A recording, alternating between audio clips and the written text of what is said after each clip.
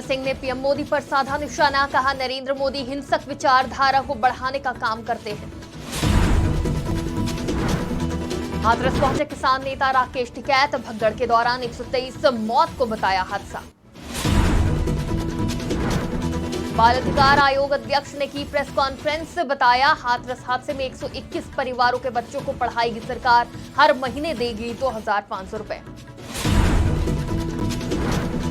महाराजगंज से हैरान करने वाला मामला, घर बनाने के लिए मिले पैसे ने उजाड़ी गृहस्थी, 11 पत्नियां अपने पत्नियों को छोड़ प्रेमियों संग भागी। सीतापुर में परियोजनाओं में भ्रष्टाचार का लगा आरोप, बाढ़ कटान का दंश झेलते हैं ग्रामीण।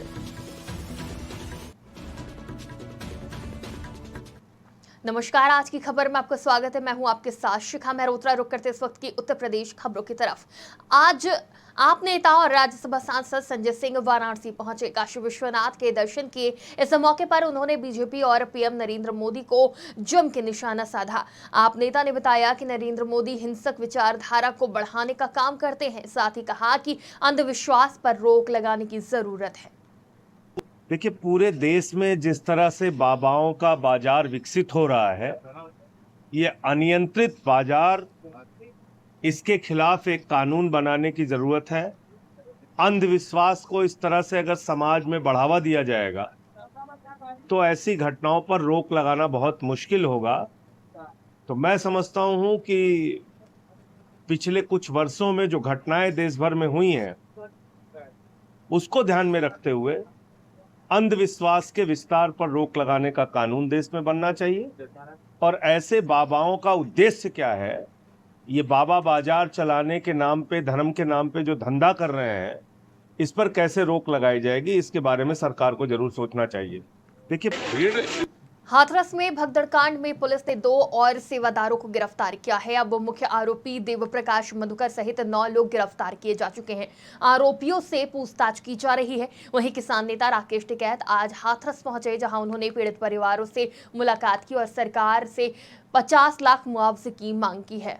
भीड़ एक किसी शब्द पे, जब धार्मिक भीड़ होती है और किसी एक शब्द पे इकट्ठी हो जाती है एक जगह, एक तो वो है कि महाराज जी को भी ये करना चाहिए कि वो वहाँ से ना करें। अगर कुछ कर रही है तो जहाँ जिस क्षेत्र में जहाँ पे है वही सब पूछ रही है, वो वहाँ से ही मिट्टी उठाओ और अपना ले जाओ, तो भीड़ एक जगह इकट्ठी नहीं होगी। और प्रशासन को भी लगना चाहिए कि इस तरह से भीड़ इकट्ठी हो रही है तो उसका इंतजाम करें, क्योंकि सरकार चाह रही है और जिस समाज से ये है वो तो एक किस्म से सरकार का ही प्रचार कर रहे हैं। हाथरस के सिकंदराराव में 2 जुलाई को सत्संग के दौरान मची भगदड़ में मरने वाले 121 परिवारों के बच्चों की पढ़ाई का खर्च सरकार उठाएगी।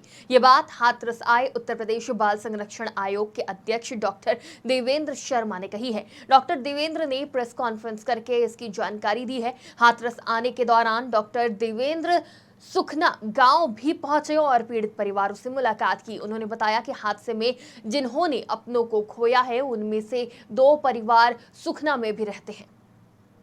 2 जुलाई को सिकंदराव में जो घटना हुई थी, वास्तव में बड़ी दुखद घटना है, दुर्भाग्यपूर्ण घटना है। और उस घटना में जो बच्चे प्रभावित हुए हैं, उन बच्चों की चिंता करने के लिए मैं आज यहाँ पर आया था। और जैसा कि मैंने आज बैठक में समीक्षा की है, प्रातः जब मैं आया तो उसके बाद मैं हॉस्पिटल में भी गया था, वहाँ पर कोई बच्चा मुझे नहीं मिला, ना उनके कोई भी उस घटना से संबंधित कोई भी व्यक्ति नहीं था। और मैंने आप लोगों के सामने भी आपने देखा कि आज कितना क्राउड हमारे सरकारी अस्पतालों के प्रति बढ़ा है, लोगों का विश्वास। और मैंने वहाँ पर मरीजों से भी बात की, उनके तीमारदारों से भी बात की, एनआरसी भी में गया और मैंने पूछा डॉक्टर दवाई देते हैं? बोले दवाई मिलती है। मैंने कहा कि और तो कोई दिक्कत नहीं, किसी ने मुझे कोई दिक्कत वहाँ पर नहीं बताई। उसके बाद मैं एक गांव सोफना गांव है, वहाँ पर मैं गया और उस घटना से जो 2 परिवार को दिलासा दी और उन परिवारों में मैं बैठा और उन परिवारों में जाने के बाद वास्तव में बड़ी हृदय विदारक घटना थी। एक परिवार में तो 3 कैजुअल्टी हुई है, एक परिवार में एक बुजुर्ग महिला कैजुअल हुई है और मैंने पहले ही निर्देशित किया था अपने जिला प्रोबेशन अधिकारी को कि यहाँ पर उन बच्चों की सूची बनाई जाए जिनके परिवार इस घटना से प्रभावित हुए हैं। महाराजगंज जनपद में एक हैरान करने वाला मामला सामने आया, जहां पीएम आवास योजना की पहली किश्त मिलते ही 11 महिलाएं अपने पति को छोड़कर प्रेमी संग फरार हो गई। मामले का खुलासा तब हुआ जब इन महिलाओं के पति पुलिस के पास पहुंचे और दूसरी किश्त पर रोक लगाने की मांग की। वहीं इस हैरान करने वाले मामले के उजागर होने के बाद प्रशासन अब इस पूरे मामले की जांच में जुट गई है। सभी पीड़ित पतियों ने जिला प्रशासन से दूसरी किश्त खाते में न भेजे जाने की गुहार लगाई है। ये जो मामला है अभी संज्ञान में आया है हमारे, और जिसमें 11 महिलाओं के खातों में प्रधानमंत्री आवास की किश्त अंतरित हुई थी, लेकिन उस किश्त का उन्होंने दुष्प्रयोग किया है और उसको आवास बनाने में वो धनराशि का प्रयोग नहीं कर रहे हैं। तो हमने संबंधित बीडीओ को निर्देशित किया है कि जितनी भी ऐसे लाभार्थी हैं उनके विरुद्ध विधिक कार्रवाई की जाए ग्राम पंचायत सचिवों के माध्यम से, और रिकवरी की भी कार्रवाई यथाशीघ्र उनके विरुद्ध करके सरकारी धन जो है उसको वापस ट्रेजरी में हम लोग वापस लेंगे। सीतापुर में पूर्व जिला पंचायत सदस्य ने बाढ़ कटान निरोधक कार्यों की परियोजनाओं में भ्रष्टाचार का आरोप लगाया है। पूर्व जिला पंचायत सदस्य ने मुख्यमंत्री को पत्र के माध्यम से इसकी शिकायत की है।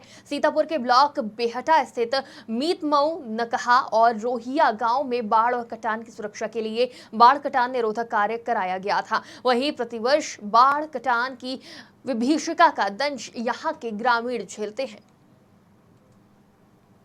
गाजीपुर में ट्रिपल मर्डर से सनसनी फैल गई है। धारदार हथियार से गला रेत कर एक ही परिवार के 3 लोगों की हत्या कर दी गई। मृतकों में पति पत्नी और उनका 20 वर्षीय बेटा शामिल है। घटना देर रात की है। सूचना पाकर मौके पर पहुंची पुलिस और शव को कब्जे में लेकर पोस्टमार्टम के लिए भेज दिया गया है। फिलहाल जांच पड़ताल की जा रही है। हत्या किसने की है, किस वजह से की गई है, अभी ये पता नहीं चल सका है। चाचा चाची और भाई, हत्या के पीछे ये है कि 2 लोग हैं, तो उन्हीं लोग से विवाद हुआ था पहले। ये तू पहले छोटा भाई बतियाता था उनके घर लड़की से, तो इसीलिए रोज धमकी दे रहे थे कि मारने आए, ये करना है, मार देंगे जान सहित। आज वो कर ही दी। चाचा चाची और भाई, हत्या के पीछे ये है कि रात में करीब 2 बजे के करीब डीसीआर को सूचना मिली थी कि उसमी कला गांव का जो मौजा है हिलवा, उसमें 3 लोगों की गला रेत के हत्या कर दी गई है। इस मौके पे इस घटना की सूचना पे तत्काल सभी अधिकारी यहाँ पे आए हैं और प्रथम दृष्टया ऐसा लगता है कि सुनियोजित तरीके से इनकी हत्या की गई है, क्योंकि तीनों के गले पे ही केवल वार है जो प्रथम दृष्टया। हमीरपुर में 7 दिन पहले एक युवक ने खुद को गोली मारकर आत्महत्या कर ली थी। वहीं इस युवक के परिजनों और राष्ट्रीय स्वर्णकार राजनीतिक मंच के लोगों ने अंकित को आत्महत्या के लिए उकसाने के आरोपियों के खिलाफ कार्रवाई की मांग कर रहे हैं। परिजन और राष्ट्रीय स्वर्णकार दल का कहना है कि युवक को आत्महत्या के लिए उकसाने का जिन लोगों ने काम किया है उनके खिलाफ कार्रवाई होनी चाहिए। 7 दिन बीत जाने के बाद भी पुलिस द्वारा लोगों के खिलाफ कोई कार्रवाई नहीं की गई है और न ही इन लोगों को गिरफ्तार किया गया है।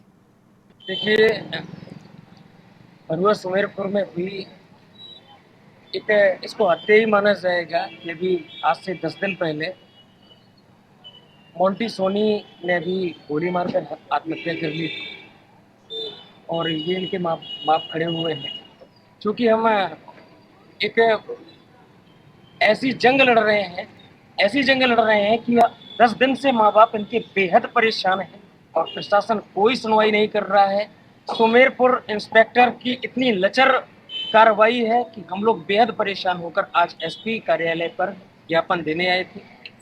और मैं विरोधियों को, आरोपियों को एक बात बता देना चाहता हूँ, मुझे माननीय मुख्यमंत्री योगी आदित्यनाथ पर पूरा भरोसा है कि ये पीड़ित माँ बाप को बेहतर तरीके से न्याय मिल पाएगा। ऐसी मैं अपेक्षा करता हूँ शासन से भी। और बिजनौर में सांप का कहर देखने को मिला है, जहां घर में बेड पर सो रहे दो सगे भाइयों को अचानक सांप ने डस लिया। वहीं घटना के बाद दोनों भाइयों को अस्पताल में भर्ती कराया गया, जहां इलाज के दौरान एक भाई की मौत हो गई, जबकि दूसरा भाई भी जिंदगी और मौत से लड़ रहा है। वहीं ये घटना के बाद से मृतक के परिवार में कोहराम मच गया है।